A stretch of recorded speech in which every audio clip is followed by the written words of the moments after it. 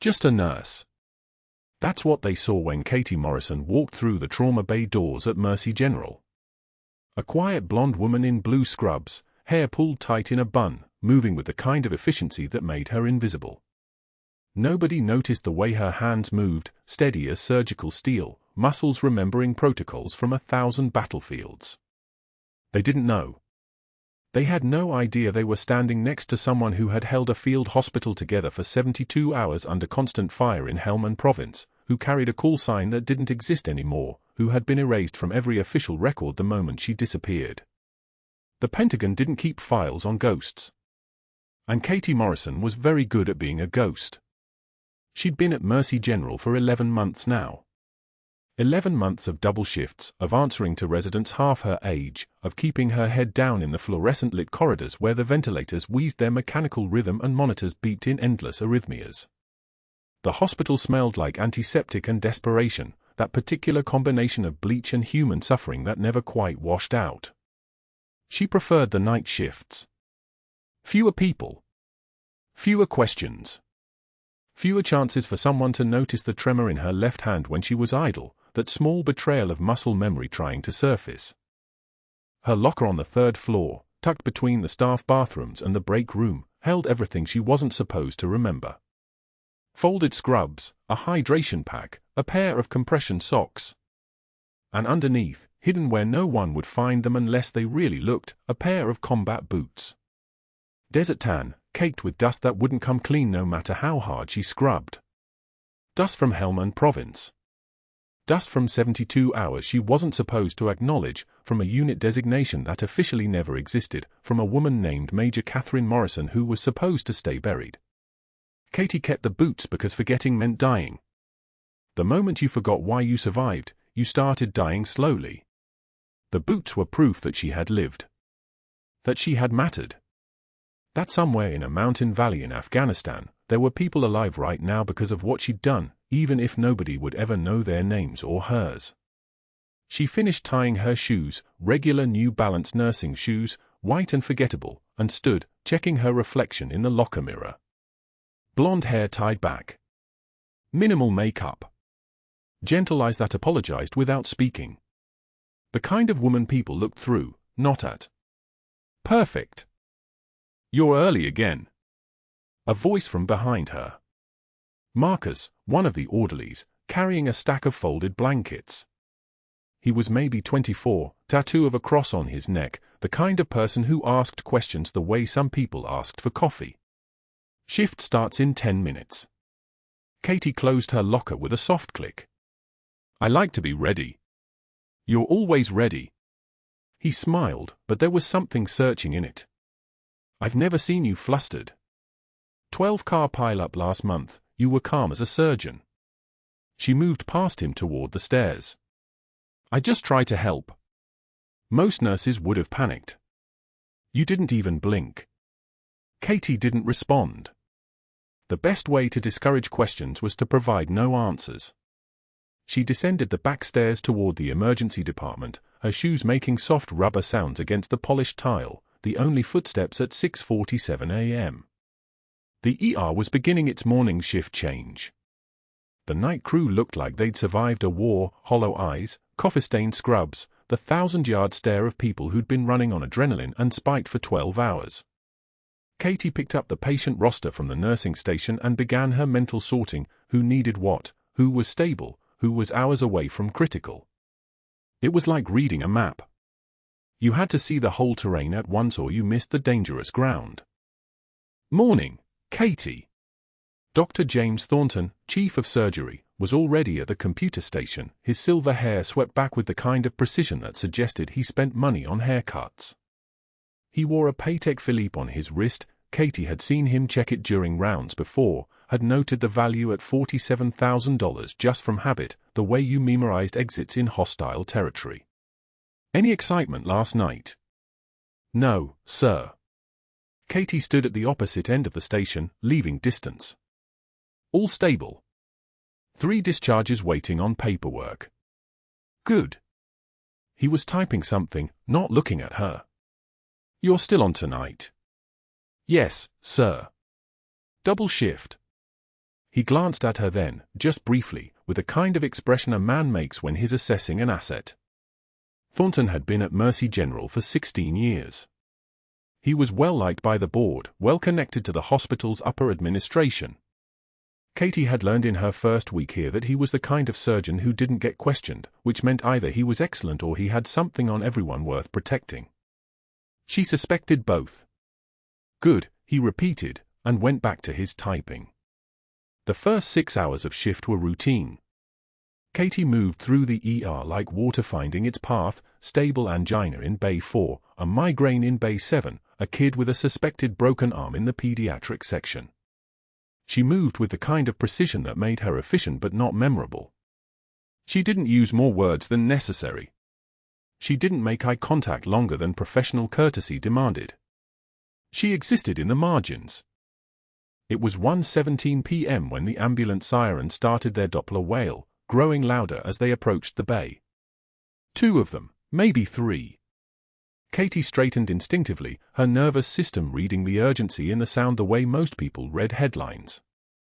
She was already moving toward the trauma bay when the radio crackled. Incoming, multiple GSWs, IED blast trauma, ETA 4 minutes.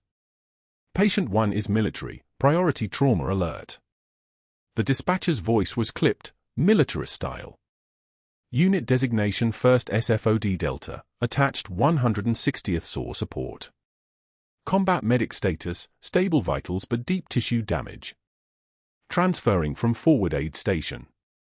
Katie felt something in her chest freeze. Not visibly. Not in any way that would show. But inside, in the part of her that still lived in Helmand Province, in the part of her that was still Major Katie Morrison, something seized. 1st SFOD Delta. Delta Force. That unit designation belonged to a classified operation that officially never happened. An operation she had been extracted from. An operation that had been erased from every official military database the moment she disappeared. Katie, you good? One of the resident doctors, Dr. Patel, was looking at her. She'd apparently been standing motionless by the supply cart. Yes. She blinked once. Reset. I'm ready for incoming. The ambulance bay doors burst open like an explosion. 2 paramedics wheeled a stretcher with controlled aggression, calling out vitals in that particular rhythm of emergency medicine: blood pressure, heart rate, oxygen saturation, Glasgow coma scale. Behind them came the second ambulance, a third. Multiple casualties. The kind of call that turned the ER into a war zone of its own. Katie moved into her position, hands already knowing what they needed to do. 14-gauge angiocath needle. 2 large bore 4s. Pressure dressings. The work was automatic, muscle memory flowing like oxygen itself. But her eyes were scanning the stretchers, scanning for faces, scanning for the specific trauma pattern that came from IED shrapnel in Helmand Province because she'd seen it before, had treated it before, had held lives together before. The first stretcher wheeled past her. Wrong patient. She knew this before she saw his face, the wrong blast pattern on his fatigues, the wrong injury profile. The second stretcher stopped at her bay. And Katie saw the transfer paperwork clipped to the stretcher rail. Staff Sergeant Thomas Chen. Unit designation, 1st SFOD Delta, 160th SAW Night Stalkers attachment. Blast trauma, right lower extremity, possible compartment syndrome developing. Medic status. Priority trauma protocol. Chen. The name hit her like shrapnel. Staff Sergeant Thomas Chen, who had replaced her in the unit after she was extracted. Who had taken her place on the line. Who had survived long enough to make it to Atlanta, to make it to this hospital, to make it to this moment where Katie Morrison was supposed to stay invisible. His face was grey from blood loss, his right leg wrapped in emergency field dressings, but it was unmistakably him. Chen. Alive. Here. In her hospital. In her ER. With paperwork that identified a unit that didn't exist, in the hands of a nurse who wasn't supposed to exist either. Katie felt Dr. Thornton's presence before she heard him. He had moved to the doorway of her bay, watching the intake. watching her. She knew this without turning her head. She could feel the weight of his attention the way you could feel the barrel of a gun pointed at your back. She did not flinch. She did not freeze. She did not let her voice crack or her hands shake or her eyes widen. Instead, she bent over Chen's stretcher and began her assessment with the kind of clinical precision that belonged to someone who had done this 1,000 times before. "Hey, Staff Sergeant." Her voice was soft, steady, clinical. "I'm Katie. You're at Mercy General in Atlanta. We're going to take good care of you." Chen's eyes found hers for a moment. His pupils dilated slightly, pain, blood loss, shock. But there was something else there too, something in the way his gaze locked on her face. Recognition. A ghost recognizing another ghost. But he didn't speak. Smart. He understood the protocol. Old military never acknowledged old military in places where old military wasn't supposed to exist. Compartment syndrome developing in the right leg, Katie continued, reading the paramedic notes. "We need to get him to ultrasound, assess for fascial pressure, prepare for possible emergency fasciotomy if we're seeing progression." She glanced at Dr. Patel. "We need vascular on standby." What she didn't say out loud, "We need to save this man's leg. We need to save the only person from that operation who could prove I was ever there at all." But that wasn't the worst part. The worst part was that Dr. Thornton was still watching. Still standing in the doorway. Still holding that transfer paperwork in his hand, reading it with the careful attention of a man who had just noticed something that didn't fit. Dr. Thornton called the emergency staff meeting at 7 in the morning, before the shift change, when 23 nurses and physicians were already running on fumes and caffeine. The conference room smelled like burnt coffee and antiseptic. Fluorescent lights hummed overhead like insects trapped in plastic. Katie sat in the third row, her hands folded on the table in front of her, perfectly still. Thornton paced the front of the room, his Italian shoes clicking against tile in a rhythm that felt deliberate. He talked about surgical protocols, about the importance of credentials, about accountability. His voice had the quality of a predator circling. 15 minutes in, he stopped. He smiled. Then he turned directly toward her.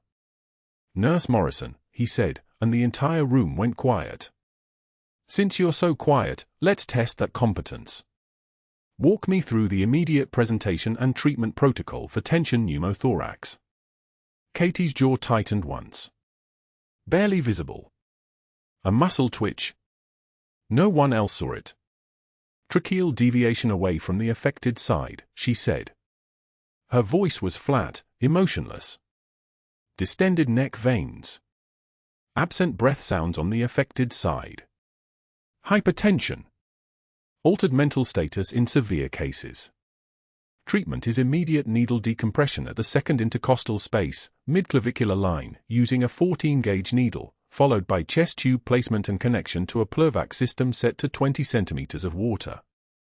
Thornton's smile faltered for a fraction of a second. She had answered perfectly. She had answered better than perfectly. "Compartment syndrome," he said immediately, recovering. "Diagnostic criteria. Pain out of proportion to the injury," Katie continued without hesitation. "Pain with passive stretch of the affected muscles. Pallor, paresthesia, pulselessness. Tissue pressure measurement above 30 mm mercury for 1 hour, or 40 mm mercury for any duration, requires emergency fasciotomy." She paused. "Delay increases the risk of permanent disability by 4% for every 30 minutes of ischemia." A resident 2 seats over snickered. Thornton's jaw tightened. He leaned against the edge of the table, crossing his arms. "And you perform that procedure unsupervised?" he asked. Katie met his eyes for the first time. Just for a moment. Just long enough. If the patient would lose the limb otherwise, she said, yes. The room held its breath.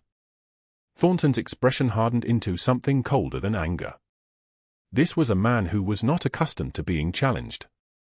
His power was institutional, rooted in the unspoken agreement that he controlled the narrative, that he could make or break careers with a single conversation. Katie's composure, her refusal to flinch or stammer or defend herself, was an act of rebellion he could feel but not quite touch. "Interesting," Thornton said. His voice dropped lower. "Quieter." That was worse than shouting. "Very interesting. Tell me, where did you train again? For your surgical background, I mean. Your fellowship, or whatever you call it." Katie knew he was fishing. He already knew the answer. He had already fact-checked it with his network of favors and contacts. She could see it in the way his eyes tracked her face, waiting for the hesitation, the stutter, the moment when the lie would crack open like an egg. "Emory Fellowship," she said. "Completed in 2019. "Right," Thornton said. "Emory. How convenient." He turned away from her and returned to the front of the room. The meeting continued for another 20 minutes, but no one was listening anymore. The staff knew what they had just witnessed. A threat. A warning. An invitation to choose sides. 2 days later, Katie stepped into the elevator to OR Level 3.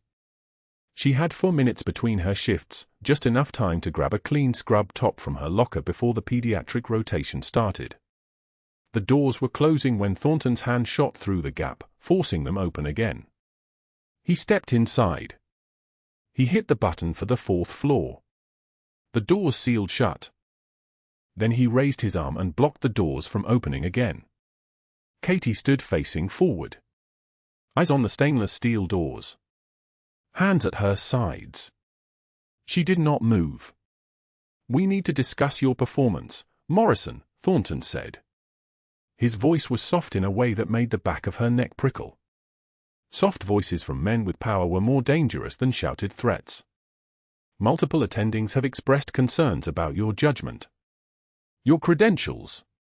Your overall fit with hospital culture." She could smell his cologne. Something expensive. Something that probably cost more per bottle than she made in a week. "Between you and me," he continued, moving closer, "I don't think you're hospital material. Maybe try urgent care. Somewhere less demanding. Somewhere that doesn't require your specific brand of—" He paused, searching for the word. "Whatever this is." Katie's jaw clenched once. A barely perceptible tightening of the muscles at the hinge of her face. She had trained too long, fought too hard, learned too much about compartmentalizing pain and fear and rage to let anything else show. The trembling wasn't fear. It was restraint. It was a warrior forced to stand at attention while a civilian played with matches in front of a gas leak. Thornton waited. He was waiting for her to defend herself, to crack, to give him something he could use.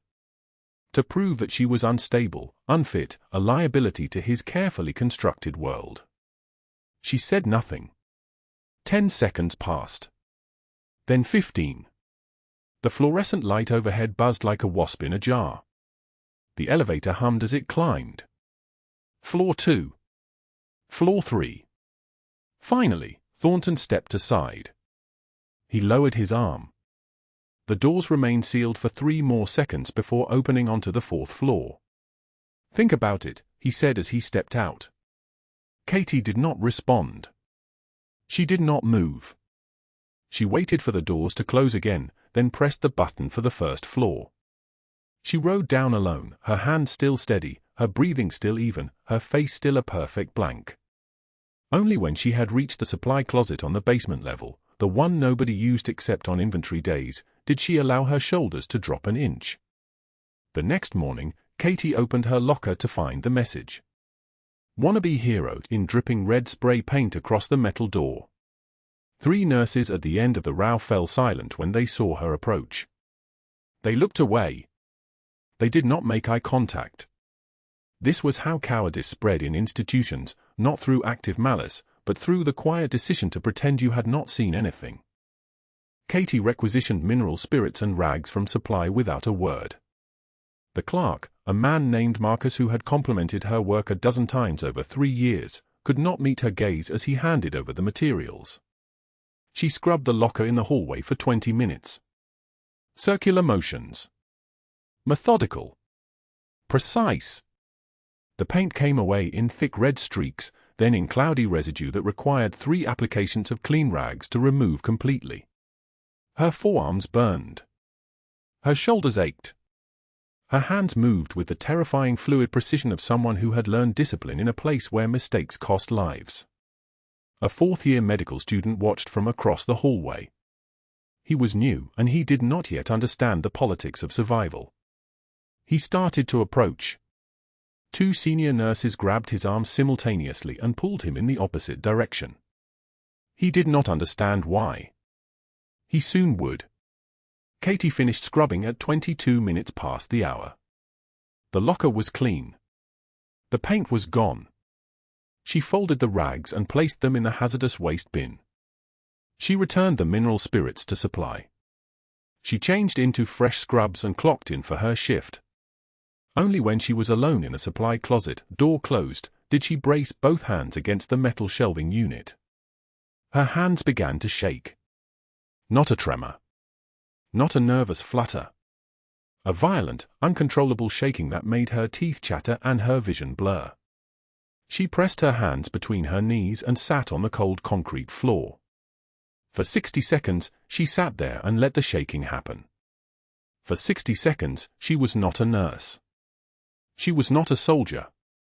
She was just a woman who had survived too many things to count and was being systematically dismantled by a man in an expensive suit who saw her as a threat to his financial interests. Then she stood up. She pressed her hands against her thighs until the shaking stopped. She took 4 deep breaths through her nose. She checked her reflection in the dark surface of a sealed jar of sterile gauze. Her eyes were clear. Her face was composed. No one would know what had just happened in this room. She opened the door and returned to work. That afternoon, she was reading Chen's chart in the empty break room at 1400 hours when she saw the note Thornton had added that morning: observation only, no clinical decisions. Primary attending assignment, Dr. Thornton, effective immediately. The comment was dated and stamped with his signature. It was hospital policy written as a weapon. Katie traced the words with one finger. Chen had replaced her as the unit medic after she disappeared. He had taken over her aid station, treated the same injuries she once managed daily. Now he was here with bilateral leg trauma from an IED strike. The blast pattern on the medical imaging was identical to the one she had seen in Helmand Province. The ones that haunted her dreams. The ones that had turned her into someone else. Thornton had moved her schedule to overnight shifts 4 days ago. Now he was removing her from Chen's case entirely. The calculation was perfect. Elegant. Vicious. He had 2 pieces on the board, and he was moving them with the precision of someone who understood that information was the only weapon that mattered. Katie closed the chart and set it back on the break room table. She had 8 days before Thornton's transfer petition would be approved by the hospital board. 8 days to figure out what was happening here. 8 days before she would be exiled to a rural clinic 2 hours outside Atlanta, where the nearest training facility was 30 minutes away and no one would ever have to look at her again. She did not have 8 days. The chart was 3 pages long. Katie read it at 11:47 p.m. during the midnight shift change, standing at the nurse's station with the fluorescent lights casting everything in a sickly yellow glow that made the printed words seem to float. Staff Sergeant Marcus Chen. Age 31. Admitted 7 days ago with blast injuries consistent with IED fragmentation. The admitting notes were clinical, detached. But the unit designation on the transport paperwork was not. 3rd Battalion, 5th Marines. Dark Horse Company. That was her unit. The one that was supposed to never exist. Katie's hands didn't shake. Her breathing didn't change. But her jaw tightened so hard she tasted copper. Chen had replaced her in Helmand Province in 2016. She'd seen his file exactly once, in a Pentagon briefing room before the operation was erased from every official record. They'd taken her name, her service record, her military identity and buried it so deep that even now, sitting in a hospital in Atlanta, Katie Morrison the nurse had no official connection to Major Morrison from Delta Force. But Chen did. Chen was here. Chen was alive. And Chen was on her unit census board, room for 12, third floor, post-op day 7 from emergency trauma surgery. She closed the chart. The movement was smooth. Practiced. A civilian nurse reading a patient's file. That was all anyone could see. The next morning, Katie found a memo in her employee file. Unsigned, dated the previous evening. Effective immediately, Nurse Katie Morrison's operating room privileges were suspended pending a credentialing review. She was reassigned to overnight shifts permanently, 11 p.m. to 7 a.m., which meant no connection to day staff, no institutional oversight, no chance of asking questions about patients, protocols, or financial procedures. The memo was technically from the hospital's credential committee, but Katie recognized Thornton's handwriting in the margins. Strategic. Methodical. The man wasn't yelling anymore. He was moving pieces across a board. She didn't protest. She didn't request a meeting. She simply accepted the reassignment with a nod to the HR administrator, a woman named Patricia who looked uncomfortable handing over the paperwork. "There's nothing wrong with your nursing record," Patricia said quietly. "Just so you know." "I understand," Katie said. And she did. She understood that Thornton had decided she was a threat, and that he was removing her from his reach the only way hospital policy allowed. By day 5 of the suspension, the petition was submitted to the hospital board. Katie found out indirectly, overhearing 2 administrators discussing it near the coffee station in the break room. A personnel transfer. Recruitment of a nurse to a rural health clinic in Madison County, 2 hours outside Atlanta. Better for work-life balance, the petition said. Rural communities need experienced nurses. It was phrased as an opportunity. It was exile. Katie poured her coffee, black, no sugar, and listened to them talk without turning her head. The clinic in Madison County had 12 beds. No trauma center. No intensive care unit. No military hospital connections, no Pentagon oversight, no way for her to understand why Chen was here or what Thornton was protecting. 2 hours distance was enough. Far enough that by the time she figured anything out, she'd be gone. She had 8 days before the board voted. Dr. Patricia Hendricks was the first phone call Thornton made that afternoon. Katie didn't know about it until later, when she overheard Thornton leaving the hospital administration office, his voice carrying down the hallway with the kind of assured confidence that came from knowing exactly what leverage you held. Hendricks was a board member. A surgeon who'd performed an operation in 2019 that resulted in a paralyzed patient. Thornton had helped bury the settlement under a veil of non-disclosure agreements and insurance claims. The kind of help that didn't get forgotten. "I need your vote on a personnel transfer," Thornton had said, his voice smooth as oil over water. "Nurse named Morrison, overnight staff. She's becoming a liability." Hendricks had agreed in 40 seconds. By the following morning, an investigator from the state medical board was walking through the hospital's credential office. His name was Vernon Mills. He was a thin man with wire-rimmed glasses and a briefcase that looked like it had never been opened. He specialized in credential audits. He specialized in finding gaps. Katie watched him from across the hallway as he shook Thornton's hand. Thornton's expression was the perfect picture of concerned professionalism. "Patient safety is my only priority," she heard him say. "Thank you for looking into this so thoroughly." Mills had requested Katie's complete file. Education history.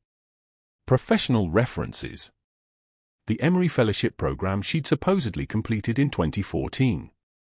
The credentials that didn't actually exist, that the Pentagon had fabricated down to the letter, documents and reference checks so perfect they were invisible.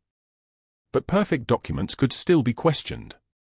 A bureaucrat with a briefcase and authority could pull them apart thread by thread, asking why the dates didn't align perfectly, why one reference number was slightly off, why the original document seemed to have minor inconsistencies with the digital copies. Katie didn't know all of this yet. But she understood it the way soldiers understand incoming fire, not by seeing it, but by knowing the exact trajectory it would take. Chen's condition remained stable through day 7 and into day 8. Vital signs strong. For pain medications managing the acute post-operative pain. The trauma surgery had been successful. The orthopedic team had done excellent work. But Thornton wasn't done yet. He'd written new orders that morning, and Katie found them clipped to Chen's chart at 2,300 hours during her shift. Nurse Morrison is not to administer medications, adjust treatment protocols, or communicate clinical information to the patient without direct attending supervision. The signature was Thornton's, the letters sharp and angular. A restriction that was technically reasonable on its face, just an additional layer of oversight for a critical patient, but actually a cage, bars placed with precision to keep her from acting, from thinking, from doing anything without explicit approval from the man who wanted her gone. She'd read it twice. Then she'd placed it back in the chart exactly as she'd found it. By midnight, Chen was in pain again. Real pain. Post-operative swelling in his left leg, the kind that came 3 days after traumatic injury, after the initial inflammation peaked and then something shifted internally. Katie checked his leg at 0015 hours. His skin was tight. Shiny. The compartment of his calf was firm to palpation, resistant to gentle pressure, the way flesh becomes when fluid pressure builds inside a closed space with nowhere to go. Pain out of proportion to examination. The textbook presentation of compartment syndrome. She paged Dr. Marcus Webb, the on-call resident. He arrived at 0027, looking like he'd been awake for 36 hours straight, which he probably had. Second-year residents operated on the margins. Sleep was a luxury. Caffeine was a food group. It's probably just post-op swelling, Webb said, examining Chen's leg without the kind of careful attention it deserved. We'll monitor it. His pain is out of proportion to the swelling, Katie said. Her voice was flat. Clinical. We should measure compartment pressure. A needle manometer would take 5 minutes. Webb hesitated. His eyes moved from her to the chart, to the restriction order Thornton had written so carefully that morning. Katie watched him calculate the politics of it. Listening to a nurse who'd been flagged by his attending, or playing it safe and waiting for morning rounds. Dr. Thornton said you're on observation only, Webb said finally. I'll monitor it through the night. If it gets worse, I'll call him. He left. Katie stayed at Chen's bedside, checking his leg every 30 minutes, watching the skin grow tighter, the swelling worsen incrementally as pressure built inside the compartment. At 0145, Chen's pain was a 7 out of 10 despite maximum for narcotics. At 0230, it was an 8. His foot was beginning to cool slightly. Perfusion was starting to suffer. Tissue death was beginning to calculate its timeline in hours now instead of days. Muscle memory didn't apply here. This wasn't a soldier under fire where instinct took over. This was a hospital, with chains of command and restriction orders and a man who'd made sure her hands were tied to exactly the length he wanted. Katie sat beside Chen's bed and did nothing because Thornton had made sure there was nothing she was allowed to do. But that wasn't the worst part. The worst part was that in exactly 6 hours, day shift would arrive, and Thornton would see the progression of compartment syndrome in Chen's chart, and he would act. He would order an ultrasound, confirm the diagnosis, probably consult orthopedic for an emergency fasciotomy. He would save Chen's leg, his career intact, his financial crimes still hidden, and Katie would be transferred to Madison County and forgotten before the stitches dissolved. Unless something changed in the next 6 hours. Unless something forced everyone to see what she could see standing right here in the darkness, watching a man's leg swell, waiting for a doctor to arrive who wasn't going to understand what was happening until it was almost too late. The compartment was firm now. Shiny. A dull dark red, like meat that had been sealed in plastic too long. Katie checked her watch. 0301 hours. She pressed her stethoscope against Chen's chest, listened to his heart rate climbing, 122. His body knew what was happening even if the rest of the hospital didn't. The clock was running now. Just not the kind anyone had anticipated. The clock was running now. Just not the kind anyone had anticipated. Staff Sergeant Chen's leg had begun to swell at 01 for 7 hours, a subtle tightening beneath the surgical dressing that Katie noticed while making her rounds through the quiet night ward. She pressed her fingertips against the skin above his shin, feeling the tension build like a drum stretched too tight. Compartment syndrome. The fascia encasing the muscle was swelling, cutting off blood flow, turning living tissue into dying tissue with every passing minute. She checked the chart. Dr. Thornton had explicitly documented his orders. Katie Morrison is restricted to observation and basic nursing care only. No clinical decisions. No procedures. No authority. His signature occupied the bottom of the page like a curse. Katie paged Dr. Webb, the resident physician on call, 3 times. The first page went unanswered. The second brought a groggy voice at 0156. The third prompted Webb to shuffle into the ward at 0210, moving like a man wading through water, still pulling his white coat over his shoulders. Compartment syndrome, Katie said without preamble. We need a fasciotomy now or he loses the leg. Webb stared at Chen's leg, at the swelling that had progressed visibly in the past hour, and his face went pale. I've never done one without supervision. Dr. Thornton said. Dr. Thornton isn't here.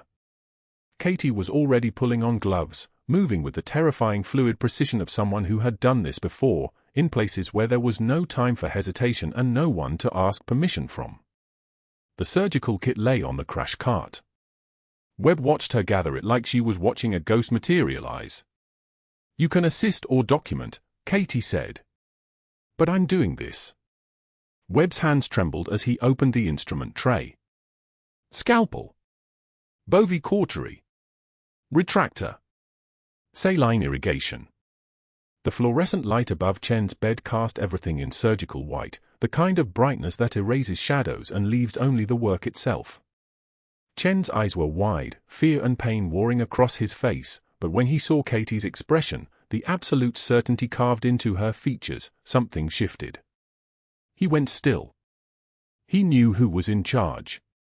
He knew who he was. Katie made the incision without hesitation. A long lateral cut along the shin, precise as a surgical laser, through skin and into the fascia beneath. The tension released like a sigh. Dark blood and serous fluid drained immediately, the pressure that had been slowly killing the muscle suddenly gone. Chen gasped, his whole body convulsing with relief. She didn't pause. Her hands moved on their own, debridging the dead tissue, checking muscle viability by color and consistency, irrigating the wound with saline that hissed against raw tissue. Webb held the retractor, watching in stunned silence as a woman he knew as a mild-mannered night shift nurse became something else entirely, something moving with surgical precision that belonged in an operating room, not a ward at 2 in the morning. The fasciotomy took 18 minutes from incision to closure. When it was finished, Katie stripped off her gloves and looked directly at Webb. Document compartment syndrome with emergent fasciotomy performed due to imminent limb loss. Time to OR unavailable. Procedure was necessary to prevent amputation. Her voice was flat, matter-of-fact, the voice of someone stating medical facts. You assisted. You can verify that. Webb nodded slowly. His hands were still shaking. I've never seen anyone move that fast. Katie didn't respond. She checked Chen's distal pulses, confirmed adequate circulation, and wrote her notes in the chart with mechanical precision. By 02:35, she was restocking the crash cart as if nothing extraordinary had occurred. By 0300, she was charting the rest of her rounds. By 0600, she was clocking out. But that wasn't the worst part. Dr. Thornton reviewed the overnight surgical log at 08 for 7 hours on a Wednesday morning, and his face went white. Then purple. Then a shade of red that suggested his blood pressure had climbed into dangerous territory. He summoned Katie to his office at 1000 hours with a message delivered through the charge nurse, now. Not later. Katie walked into his office at exactly 1001. Vernon Mills sat in the corner chair, a thin man in his 50s wearing the bureaucratic armor of the State Medical Board ID badge, folder thick as a novel, the expression of someone whose job was to demolish carefully constructed lives. Dr. Thornton stood behind his desk, and the air in the room felt like the moment before a thunderstorm breaks. "Nurse Morrison, you performed an unauthorized surgical procedure in direct violation of my explicit written orders," Thornton said, his voice sharp as a blade. "You violated your scope of practice, endangered a patient, and circumvented the entire chain of command at this hospital." Katie stood motionless, her hands at her sides. She'd faced worse than this. She'd faced certainty of death in a valley where the only exit was through the enemy. This was a different battlefield, but the same principle applied: composure was armor. Mills opened his folder. "We've also discovered significant irregularities in your credentialing documents. Your Emory Fellowship cannot be verified. Your references are inconsistent. Your background contains gaps we cannot adequately explain. Specifically, your employment history from 2016 to 2019 is essentially blank." "You terminated effective immediately," Thornton said. "Security will escort you out of the building." Mills nodded with a satisfied expression of a man who had come to destroy something and found it already broken. "The State Board will be opening a formal investigation into whether you obtained your nursing license through fraudulent means." Katie could have fought it. She could have called her Pentagon handler and escalated this through channels that would have made both Thornton and Mills disappear into classified procedures and non-disclosure agreements. But that would have exposed the operation. That would have made her officially exist again, and existence meant vulnerability to intelligence agencies, to enemies who had been hunting her call sign for 5 years, to the kinds of people who collected scalps. She turned and walked out. Security escorted her through the hospital corridors at 1015 hours, past the nurses' station where colleagues stared at their computer screens, suddenly very interested in charting.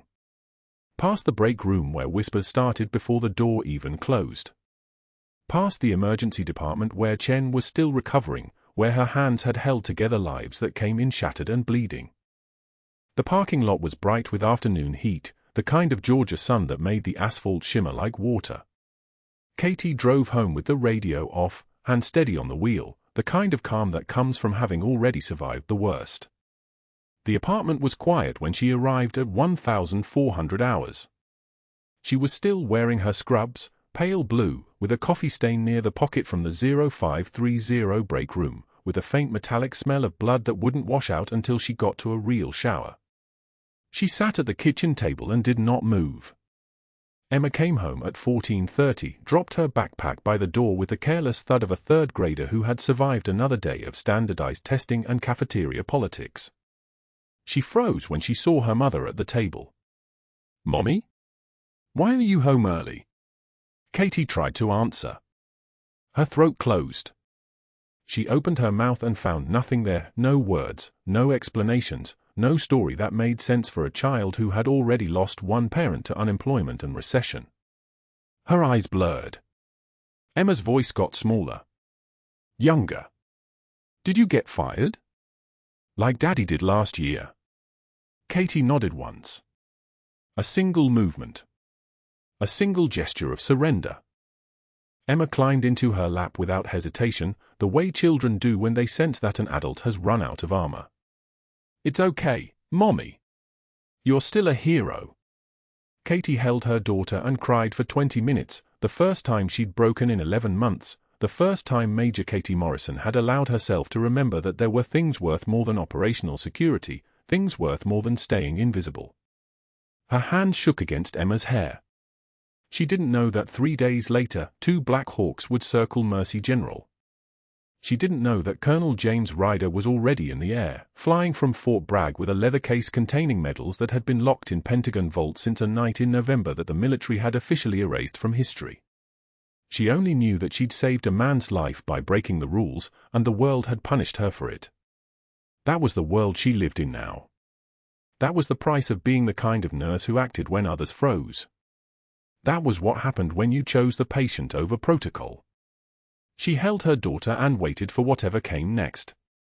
Dr. Thornton's office smelled like mahogany and failure. Katie sat across from him with her hands folded in her lap, the fluorescent overhead light casting her face in sharp relief. The state investigator, Vernon Mills, stood against the wall with his briefcase still closed, his expression neutral as a court reporter's. Dr. Thornton had the bearing of a man about to execute a sentence he'd rehearsed 100 times. "Major," he caught himself. "Miss Morrison. Your credentials contain significant irregularities. The board has voted unanimously to terminate your employment effective immediately, citing gross violation of protocol and credentialing discrepancies that cannot be reconciled." Katie didn't blink.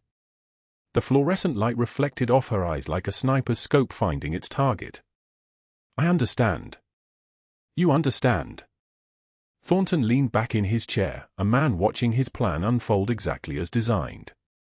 "Your actions last night were reckless at best, criminal at worst.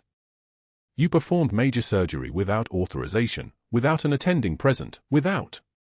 Staff Sergeant Chen was developing compartment syndrome." The resident hesitated. His leg was dying. Katie's voice remained flat, a pilot reading an emergency checklist. "I made the incision. The pressure released. Sinus rhythm returned. He'll walk again." "You violated hospital protocol," Thornton said, his voice rising slightly. "That's what matters here." Katie stood. She didn't ask permission. She simply rose from the chair with the kind of fluid precision that made the air pressure in the room shift. Mills watched her carefully. Something in her movement reminded him of the way soldiers walk, aware of every entrance, every exit, every potential threat. "You needed me gone," Katie said quietly. "So you isolated me. Restricted my access. Transferred my cases. You couldn't afford me discovering what you were actually protecting." Thornton's jaw tightened. "You're welcome to appeal this decision to the board. Good luck explaining your fabricated medical school records during that appeal." Katie left the office without another word. The door closed behind her with the soft hiss of an automatic closer, the sound of an ending, clean and precise. 2 hours later, Emma sat at the kitchen table in their small apartment, still in her school uniform with a juice box and a half-eaten granola bar. Katie was at the table when Emma found her, still in the scrubs she'd worn for the overnight shift, still in the boots she'd worn when she saved a man's life that Dr. Thornton had ordered her not to touch. Katie's eyes were wet. Not streaming. Not trembling. Just wet, the way a lake surface is wet after rain, thin, reflective, completely still. Emma set down her juice box carefully. At 8 years old, she understood the language her mother spoke without words. She'd learned it from her father, who'd come home with that same posture, that same 1,000-yard stare. "Did you get fired?" Emma asked in a small voice. "Like Daddy did." Katie looked at her daughter and pulled her close. Emma smelled like playground dust and apple juice, like a life uncomplicated by classified operations and buried identities. Katie held onto that smell like a life raft. "Yeah, baby. I got fired," Katie whispered into her daughter's hair. "But you were good at it. You helped the people." "I know." "Why did they fire you?" Katie didn't answer immediately. The answer would require explaining that she'd chosen a patient over protocol, that she'd refused to abandon a man dying on her watch, that she'd made the same choice she'd made in Helmand Province 5 years ago when the order came through to extract her and leave the rest of the unit behind. She'd refused then too. "Because I did what was right instead of what was easy," Katie finally said. The next morning, Vernon Mills walked into the hospital lobby at 7 o'clock sharp, carrying his briefcase. He'd spent the night reviewing the financial records Thornton had authorized him to access, records that revealed something Thornton hadn't expected him to discover. Mills found Thornton in his office reviewing surgery schedules, already plotting how to handle the vacancy Katie's termination had created. The chief of surgery looked up when Mills entered, his expression shifting from confident to cautious. "Dr. Thornton." Mills opened his briefcase and pulled out 2 folders. "During my audit of Nurse Morrison's credentials, I was required to review departmental financial records for context." He set the first folder on Thornton's desk. "That's her personnel file, as you know. Clean employment history under her professional credentials." Thornton nodded, relaxing slightly. Mills opened the second folder. But this is where it gets interesting. He spread the pages across Thornton's desk like a dealer laying down a winning hand. Financial statements. Billing records. Purchase orders from a company called Valor Medical Solutions. The name on the incorporation papers was Dr. Gerald Thornton, 20% stake held through a shell corporation registered in Delaware. You've been billing veteran treatment programs for prosthetic services and PTSD counseling that were never provided, Mills said, his voice carrying the weight of someone who'd made this discovery dozens of times before, who understood the mathematics of corruption. The funds were redirected through Valor Medical Solutions. Preliminary forensic accounting suggests approximately $2 million in fraudulent claims over the past 4 years. Thornton's face went the color of bleached bone. That's not relevant to Nurse Morrison's termination, he said, but his voice cracked like thin ice under weight. Actually, it is. Mills kept his voice level, conversational, the way you discuss weather. Money meant for wounded warriors. Prosthetics they couldn't afford. PTSD therapy programs. All of it redirected to your personal accounts. He tapped the first file with one finger. Had Nurse Morrison remained employed, she would have accessed these same records within a week. Her patient care brought her into contact with veteran billing files. That's why you isolated her, restricted her access, expedited her termination. You weren't protecting patients. You were protecting yourself. The phone on Thornton's desk rang. He stared at it as if it might detonate. Mills didn't reach for it. Neither did Thornton. The ambulance bay doors had already opened when a convoy of 4 black Suburbans rolled through, their government plates catching the morning light like a warning. Katie was in the break room, staring at a cup of cold coffee, when she heard the rotors. The sound was unmistakable, the thud-thud-thud of Black Hawk helicopters descending into a hospital parking lot, the rotor wash pushing against the building hard enough to rattle the windows. She stood. Every person in the break room stood. The sound of military helicopters doesn't allow for sitting. By the time Katie made her way to the lobby, the building was controlled chaos. Soldiers in dress blues with shoulder boards that meant command presence. Officers with the bearing of people who'd made decisions that cost lives. And one man, stone-faced, late 50s, with the kind of scar tissue around his eyes that came from 20-plus years of classified work, standing at the center of it all like a compass pointing magnetic north. Colonel Marcus Ryder waited exactly 3 seconds before pointing at the first person in hospital administration. I need to speak with Major Katie Morrison or Valkyrie 6. Your choice on which name you use. I'm giving you 2 minutes. The lobby went still in that particular way rooms go still when absolute authority enters the space. Katie stepped forward from the hallway where she'd been standing, watching. The colonel's eyes found her the way a sniper's scope finds a target, locked on, unbreakable, certain. She moved forward in her scrubs, hospital badge still clipped to her collar, her worn boots clicking against the linoleum with the sound of someone who'd walked through worse places than this. Staff Sergeant Chen was sitting in a hospital lobby, still in a wheelchair, still in the patient gown they'd given him. When he saw Katie, his face collapsed. Tears streamed down his face, not the quiet kind but the absolute kind, the kind that came from surviving something that should have killed him. Valkyrie 6, he whispered. A Marine captain in dress blue stepped forward, holding a formal citation folder. His voice carried the weight of ceremony and official record. For extraordinary heroism above and beyond the call of duty during combat operations in Helmand Province, Major Katie Morrison is hereby recognized for saving 11 lives during a 72-hour siege under constant fire, demonstrating exceptional medical judgment, tactical expertise, and willingness to engage enemy combatants to protect wounded personnel under her care. Dr. Thornton's voice erupted from the direction of his office. This is a violation of hospital policy. She performed an authorized surgery. Her credentials are fraudulent. I'm contacting our legal team. A 2-star general raised one hand. One hand. The gesture contained the kind of authority that made generals stop talking mid-sentence. The general stepped forward to Katie and raised his right hand, palm forward, in the formal salute of a superior officer honoring an equal. Katie returned the salute, her movements precise as a surgical incision. "Your silver star," the general said quietly. Mills produced a small velvet box. "And your bronze stars. Your purple hearts. All locked in Pentagon records under classification codes that no longer apply. Your record is being restored as of this morning." The medals caught the hospital lobby light, the kind of light that makes everything look sacred. Hospital security escorted Dr. Thornton from the building at 0900 hours. He didn't resist. Resistance at that point would have simply delayed the inevitable by minutes.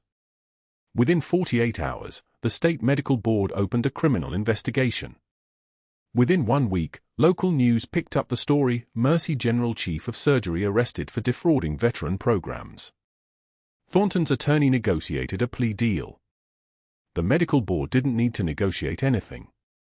They simply revoked his license permanently, irrevocably, the way you tear pages from a book and don't put them back. 3 weeks later, Katie stood in her apartment arranging files when Emma came home from school with her backpack dragging behind her like a tired dog. "Kids at school say you're a war hero," Emma said matter-of-factly, the way she might announce that tomorrow was Wednesday. Katie set down her pen. "I was a soldier who did her job. That's all." Emma didn't seem satisfied with that answer, which meant she was her mother's daughter. She went to the hallway closet and pulled out the pair of worn combat boots from the back, the leather still caked with Helmand Province dust, the laces still tied from the last time her mother had worn them in a desert 5,000 miles away. "Can we put these somewhere I can see them?" Emma held them like she was holding something holy. Katie stared at the boots. They were wrinkled leather and memory. They were the last thing she'd worn as Major Katie Morrison before she'd buried that person in classified paperwork and started over as a nurse. They were the reason Staff Sergeant Chen would walk again. They were the reason a young girl got to have her mother back instead of a ghost haunting a hospital. "Yeah, baby," Katie said, her voice steady as a heartbeat. "We can." She took the boots from Emma and carried them to the living room, to the shelf that would become their new home. Emma placed them carefully on the mantel, positioning them beside the framed medals that had emerged from Pentagon vaults like resurrection. The silver star caught the afternoon light coming through the apartment window. 2 bronze stars reflected it back like promises kept.